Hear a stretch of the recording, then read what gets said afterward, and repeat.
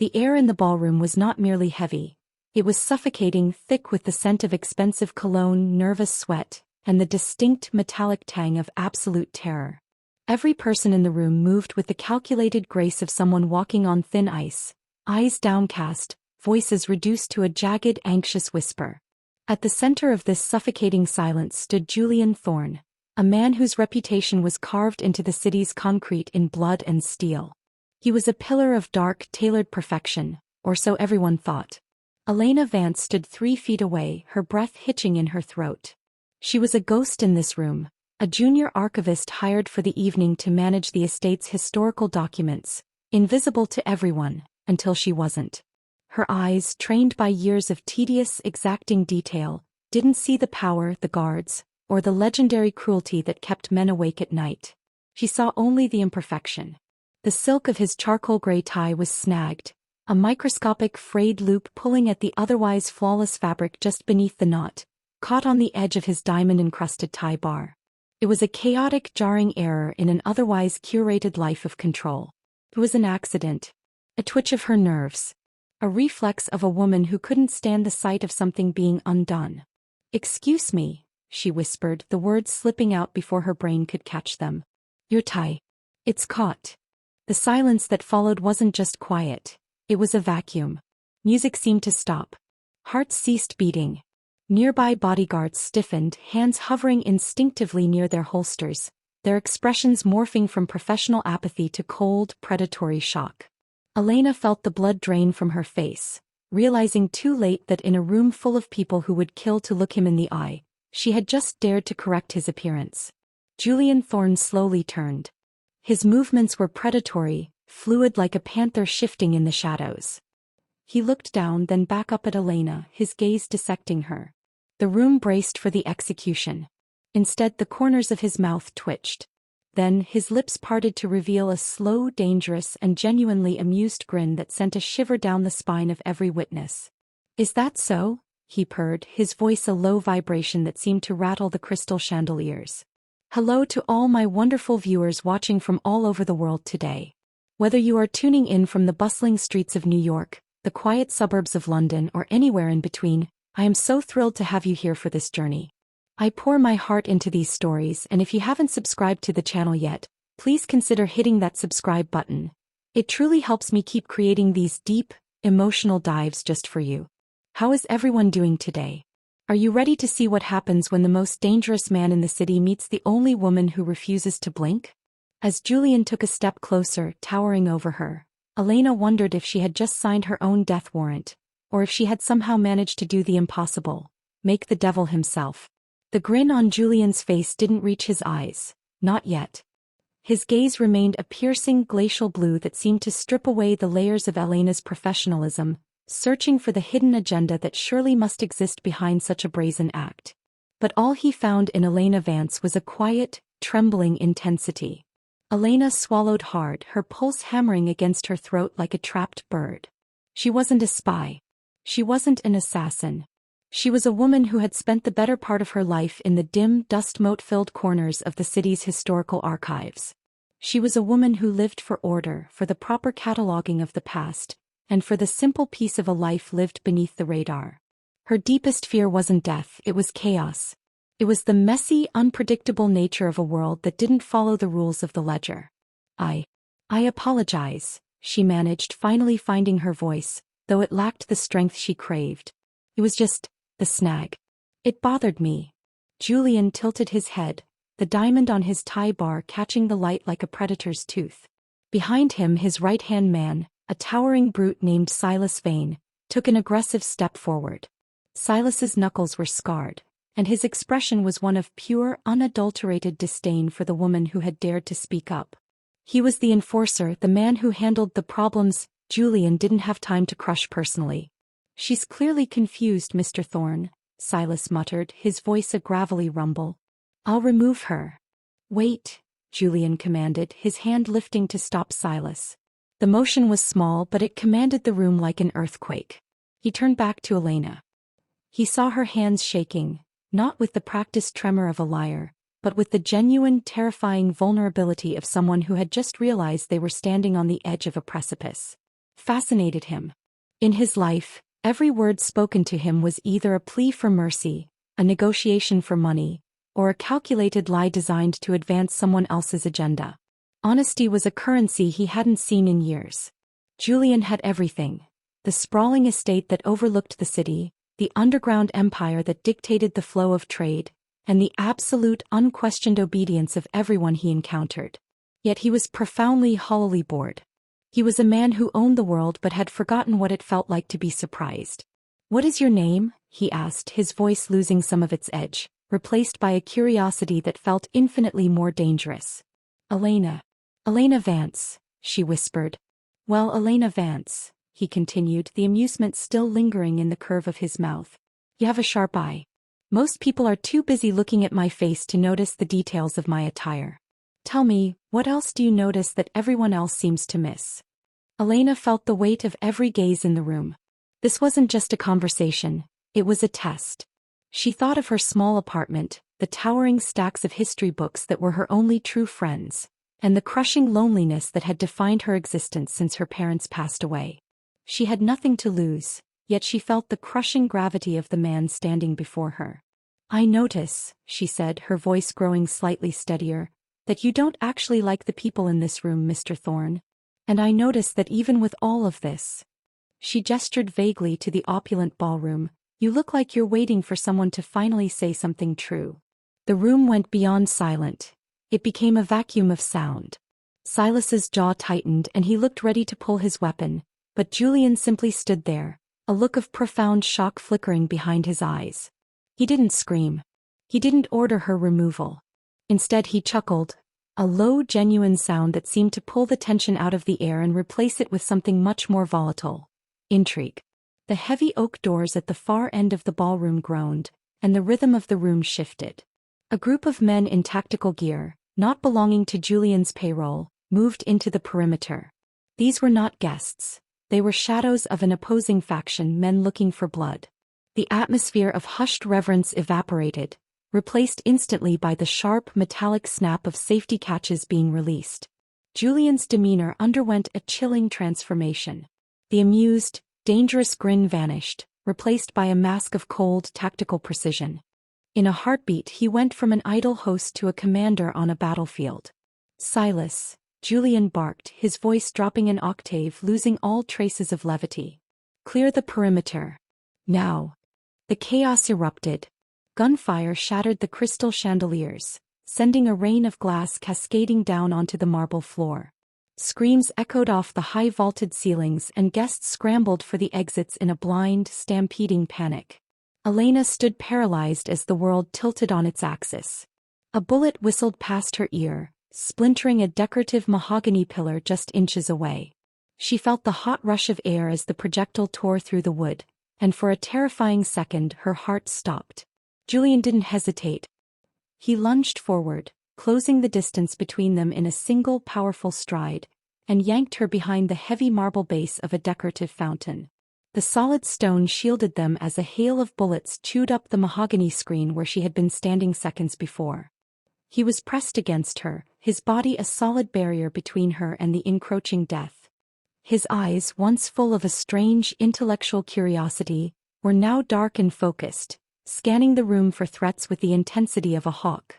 "Look at me," he commanded, pinning her gaze with his own. He looked furious, not at her but at the situation, at the breach of his sanctuary, and perhaps at the fact that he was now responsible for her safety. "You," he growled, his voice vibrating through her chest, "are going to stay here. Do you understand? Do not move no matter what you hear. If you walk out there you are as good as dead." He was making a decision, a crucial, life-altering one. He could have shoved her toward the kitchen exit and forgotten her, left her to the chaos. Instead he made a choice to keep her close, to anchor her in the eye of the storm. "Who are they?" Elena gasped, her hands trembling as she clung to the lapel of his jacket. "The Syndicate," he spat, his jaw tight. "They've been waiting for a moment of weakness. They thought they found one tonight." He reached into his waistband, pulling out a sleek, obsidian-handled sidearm. The sight of it made Elena's stomach lurch, a stark reminder of who and what this man really was. But as he turned to face the threat, he paused, his gaze lingering on her for a fraction of a second too long for a man in the middle of a firefight. "If we make it through this," he said, his voice dropping to a whisper that was somehow louder than the gunfire, "you and I are going to have a very long conversation about exactly what you saw in that tie, Elena." He pivoted away, moving toward the line of fire with the grace of a predator who had finally been given a reason to hunt. Elena watched, stunned and terrified, as the man who had been a myth, the monster in the suit, began to systematically tear through the encroaching force to protect the very place where she sat hiding. The ballroom had become a graveyard of velvet curtains and splintered crystal. Gin smoke hung in the air like a funeral shroud, choking the lungs of anyone left alive. Elena huddled behind the marble fountain, her ears ringing from the deafening roar of automatic fire. Every few seconds, the stone pillar she crouched behind would shudder as a stray bullet hammered into it, sending chips of white rock flying like shrapnel. She watched wide-eyed as Julian moved through the chaos. He didn't run, he flowed. He was a terrifying, elegant machine firing with a precision that was almost surgical. Silas Vane, appearing from the shadows like a wraith, moved in tandem with him, providing cover as they methodically cleared the room of the intruders. But it wasn't just the violence that left Elena breathless.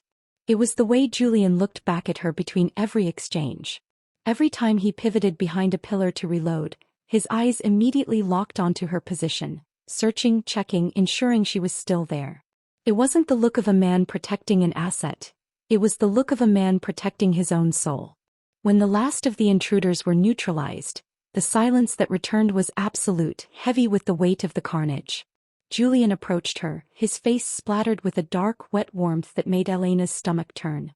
He knelt, his shadow falling over her like a heavy cloak. "Stay close," he commanded, his voice raw.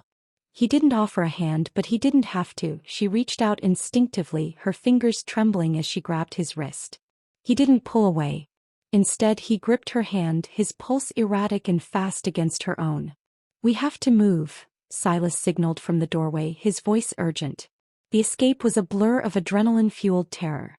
They were whisked through a hidden service tunnel beneath the estate, a labyrinthine path of damp concrete and low-hanging pipes. 4 hours they moved in total darkness, with only the occasional flicker of a flashlight illuminating the path ahead. In this close, stifling proximity, the tension shifted. The fear remained, but it was now laced with a frantic, unearned intimacy. "Why did you come back for me?" Elena whispered in the dark, her voice small, echoing against the stone walls. Julian stopped walking. He turned, pressing her gently against the cold, damp wall of the tunnel. His breathing was heavy, ragged. In the dim light, she could see the way his eyes tracked the movement of her chest, the way he seemed to be memorizing the shape of her face as if it were a rare map. "Because," he growled, the word barely a breath, "you were the only thing in that room that was honest." He leaned in, his lips inches from her ear, the heat of his skin radiating into her. "Everyone else here has an angle, Elena. They want my money, my power, or my head. You just wanted my tie to be straight. That's not enough of a reason to risk your life," she countered, her heart galloping in her chest. "It is to me," he replied. He didn't kiss her, but he stayed there, trapped between her and the wall, his presence an absolute, inescapable fact. It was a moment of profound vulnerability for a man who had never known the luxury of being seen for anything other than his ruthlessness. Suddenly, the silence was broken by the sharp, rhythmic tap of footsteps echoing down the tunnel. Silas Vane appeared at the bend, his face set in a grim, unyielding mask. "We have a problem, boss. The perimeter is breached on the north side and they've cut the secondary comms. We're being hunted." Julian's focus shifted instantly. He moved away from Elena, the transition from tender curiosity to lethal commander seamless and jarring. He handed her a small, weighted jacket from his side. "Put this on. It's Kevlar-lined. Keep your head down and stay behind me no matter what you see or hear." "Where are we going?" she asked, pulling the heavy fabric over her shoulders. "To the archives," he said, his eyes scanning the darkness. "There's a safe room beneath the library that even my own council doesn't know about. If we can reach it, we can buy enough time to figure out who sold us out tonight." As they moved through the labyrinth, the tension escalated. They weren't just running from an enemy, they were navigating a web of betrayal. Every shadow seemed to hold a threat, and every rustle of their footsteps felt like a betrayal of their location. Julian's hand stayed firmly on her arm, guiding her, protecting her, his grip a constant, grounding force. He was beginning to rely on her too. He asked her questions about the layout of the old wing, trusting her knowledge of the architecture over his own men's tactical maps. It was a partnership born of desperation, but as they dodged through the darkness, the romantic tension wasn't just a byproduct of their fear. It was becoming a catalyst for their survival. "Elena," he murmured as they paused behind a thick concrete pillar to listen for pursuers, his hand brushing against her cheek, a gesture so soft it felt like a violation of his own character. "If we get out of this, I want to know who you really are. Not the archivist.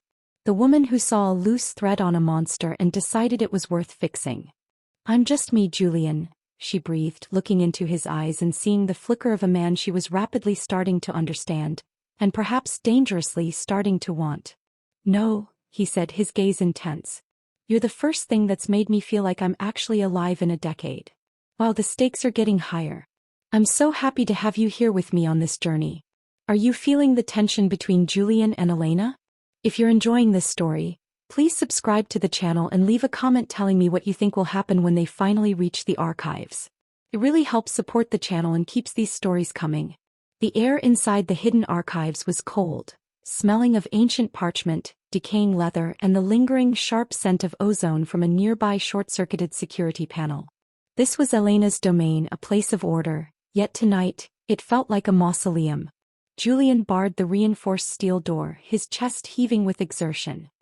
He moved to the central mahogany desk, a piece of history she had catalogued only weeks ago, and yanked at a hidden latch beneath the drawer.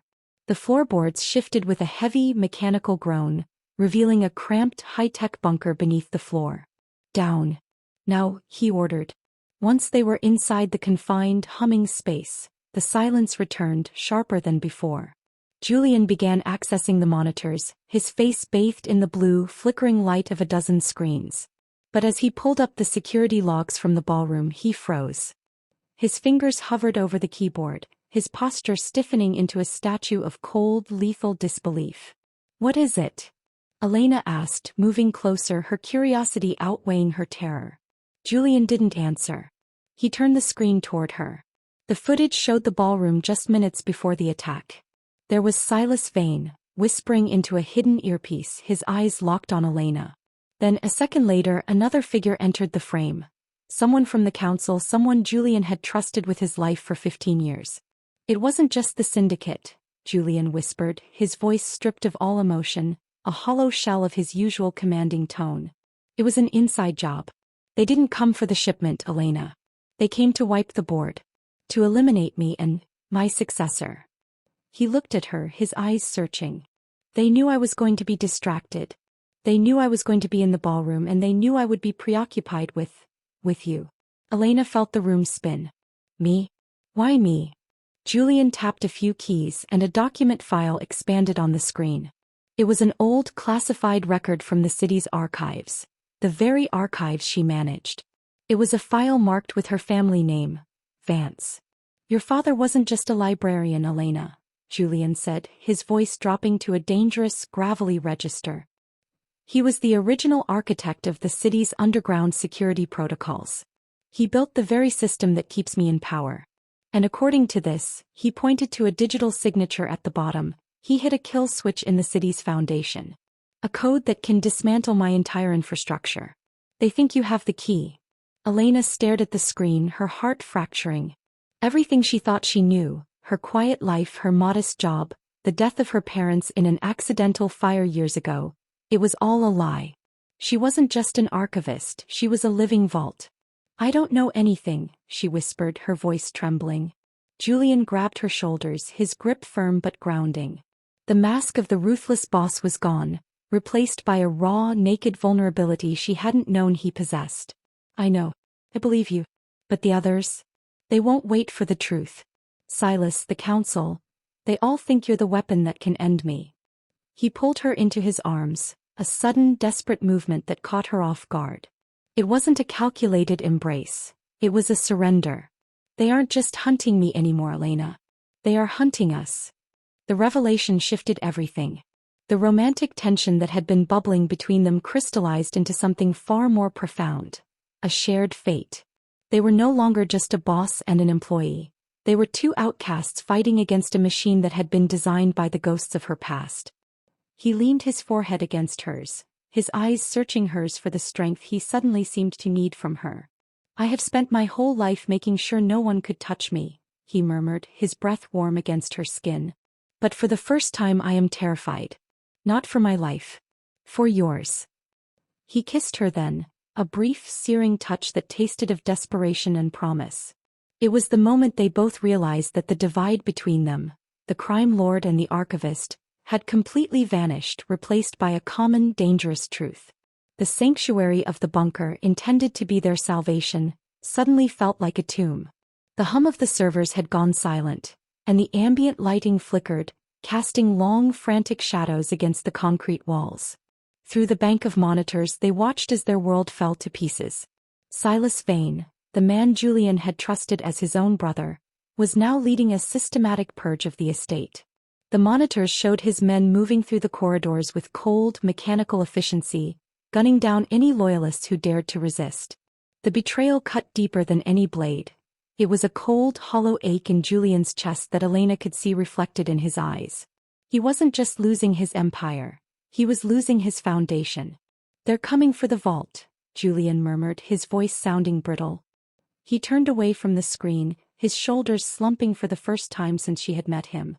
The invincible crime lord was gone, replaced by a man staring into the abyss of his own failures.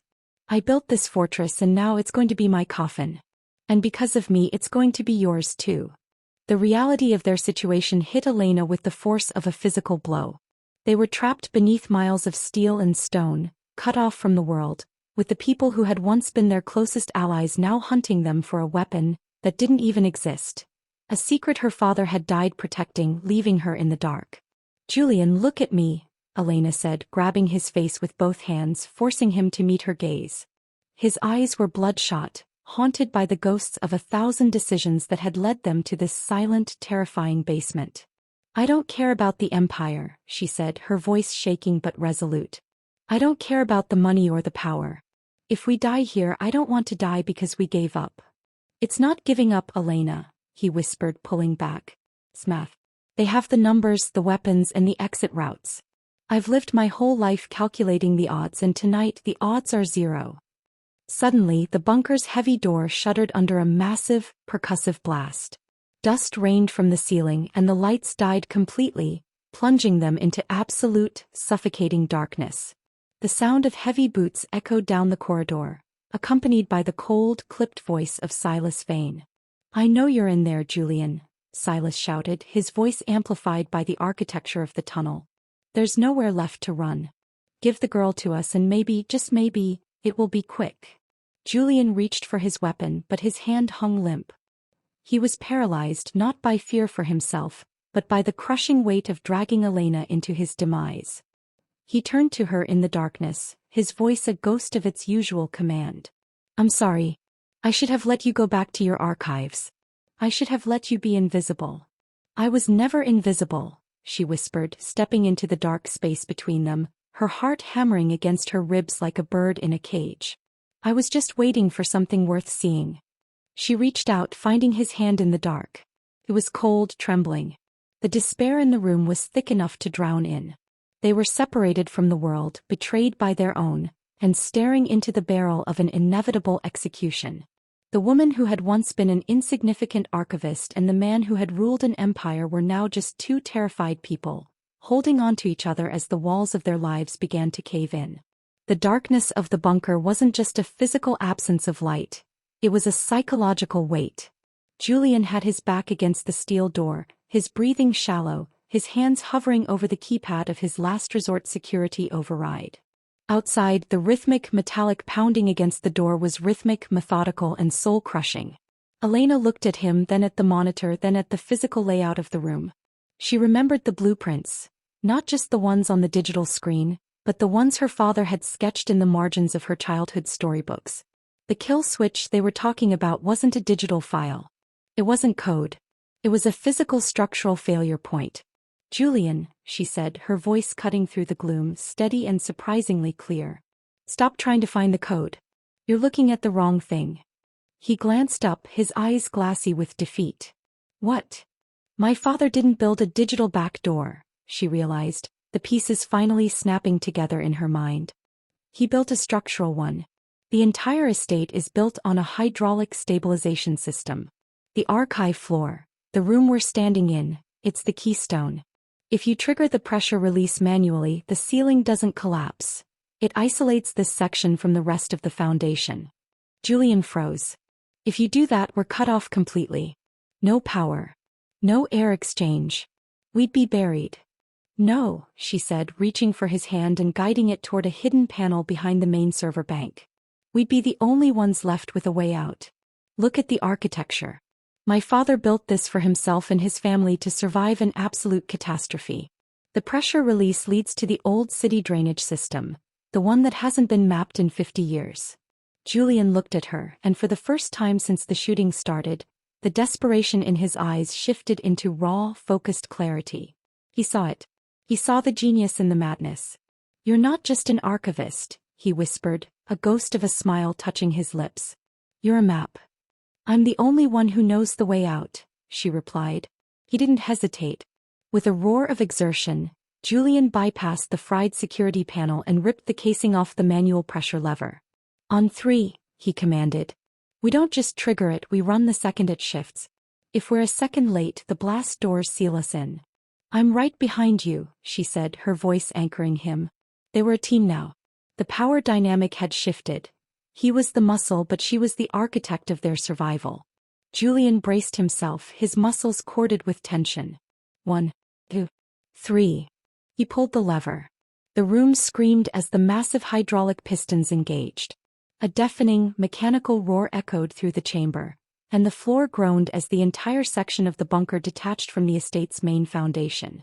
For a terrifying, breathless second, it felt like the world was falling out from beneath them. Now! Julian shouted, grabbing her hand and bolting for the narrow gap opening in the rear wall. They dove into the darkness just as the main vault doors were blown off their hinges by Silas's men. Behind them, the roar of the collapsing foundation drowned out everything. They didn't look back. They didn't check for survivors. They moved with a singular, desperate intent, guided by the girl who remembered the secrets of her father and the man who had finally found something worth living for. They emerged into the cool, damp and blissful silence of the old drainage tunnels, far beneath the city, leaving the wreckage of their past lives to settle above them.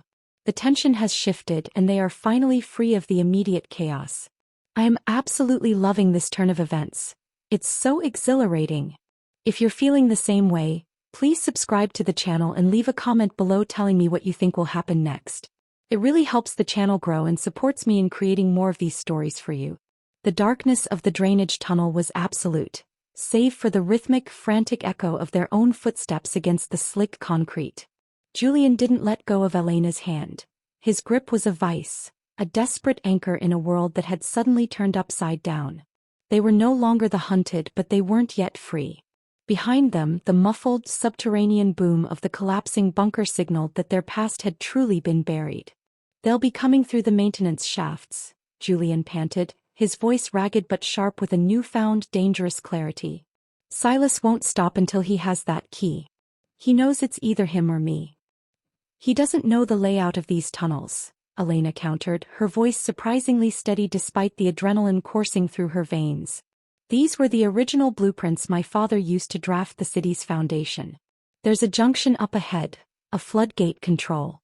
If we can reach it, we can isolate this sector from the rest of the city's network. Julian looked at her, his eyes dark and hungry, not for power but for the raw, unwavering truth she possessed. You lead, he whispered, stepping back to let her take the point. The reversal of roles was electric. Julian, the feared Mafia boss, was placing his life, his survival and his future in the hands of the woman he had once dismissed as a simple clerk. As they sprinted through the damp, narrow corridors, they were pursued by the faint, rhythmic clatter of tactical gear and the harsh beams of high-intensity flashlights cutting through the gloom behind them. They reached the junction, a massive rusted iron wheel mounted to the wall, a relic of a bygone era. Help me, Elena commanded, her hands already locked onto the cold, slimy metal. Julian grabbed the opposite side, his massive frame dwarfing hers, their strength converging in a single desperate effort. They heaved. The wheel groaned, the metal screeching in protest against decades of corrosion. "Now!" Julian roared, his muscles rippling under his torn suit jacket. With a final, bone-shattering effort, they turned the wheel. A series of heavy hydraulic thuds echoed through the tunnel, and then a massive, grinding sound as the floodgates slammed shut, sealing off the passage behind them. The footsteps of their pursuers stopped abruptly, replaced by the muffled, furious shouting of men who had just hit a wall of impenetrable steel. They stood there, panting, the silence of the tunnel pressing in on them. Then the sound of movement came from above. Not behind them but above. A hatch hidden in the ceiling groaned open. Light, blinding and real, poured into the tunnel. It wasn't Silas. It was a tactical extraction team. Men Julian recognized immediately. His own private security detail, the few who had remained loyal when the betrayal began, alerted by a silent distress signal he had activated from his burner phone during their flight. Julian stepped forward, pulling Elena behind him, his posture shifting back into that of an apex predator. He didn't need to say a word. He gestured to the hatch and then back toward the tunnel where his betrayal had just been entombed. He stood at the edge of the light, a silhouette of vengeance and survival. He didn't just walk out. He emerged, and as he stood on the surface he reached back to pull Elena into the light with him. The battle wasn't just won. The chapter of his life defined by fear and secrets had been forcibly closed. He had lost his estate, his influence and his brothers, but he had gained something he never thought possible, a reason to step out of the shadows. He turned to her, his face streaked with dirt and blood, yet his grin was no longer the dangerous, mocking smirk of a bored tyrant. It was the smile of a man who had finally found his equal. The tension has finally snapped, and they have reclaimed their destiny. I am so thrilled to have you here to witness this shift in their story. Are you enjoying how they've turned the tables on their enemies? If you are, please subscribe to the channel and leave a comment below telling me what you think was the most epic part of their escape. It really helps support the channel and keeps these stories coming. 3 months had passed since the night the manor fell. The city had moved on, gossip filling the void where Julian Thorne's empire once stood, but for the man himself, the silence was the greatest luxury he had ever known. In a remote villa overlooking the Mediterranean, far from the reach of the council, the politics of the underworld, and the suffocating expectations of his former life, Julian sat on the terrace. The morning air was crisp, carrying the scent of lavender and salt spray. He was reading, a habit he had rediscovered alongside his newfound freedom. The sound of footsteps on the stone patio pulled him from his book. Elena appeared carrying 2 cups of tea. She had changed too.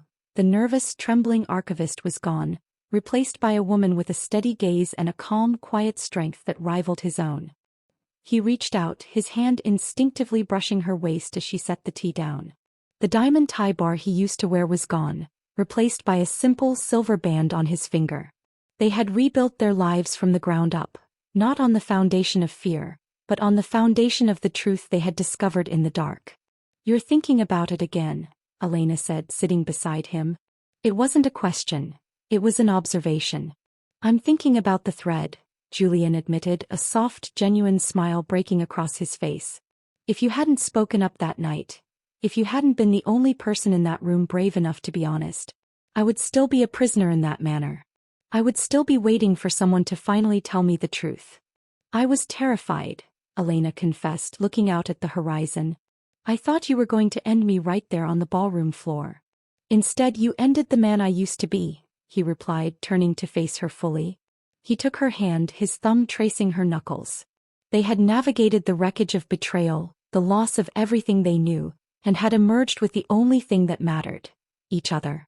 The kill switch that had haunted her family for generations had been dismantled. The secrets burned along with the manor, leaving them with nothing but a clean slate and a future they chose for themselves. The past was a closed book, and for the first time, Julian didn't feel the need to look back. He had traded an empire of shadows for a life of light. As they sat together, watching the sun climb higher over the blue expanse, the silence was no longer heavy or suffocating. It was peaceful. It was the sound of 2 people who had stopped running and finally truly come home. Their story wasn't one of conquest or crime, but one of redemption. A testament to the fact that sometimes, the smallest act of honesty is enough to change the course of an entire life. And so Julian and Elena found their peace, proving that even in the darkest of worlds, the truth has a way of leading us to the light. I hope you enjoyed this journey as much as I did. It's been an incredible ride witnessing their growth. If you loved this story, please subscribe to the channel and leave a comment below telling me what you think of their new beginning. Your support helps me create more deep, emotional and addictive stories just like this one. Thank you for being a part of this community. I'll see you in the next one.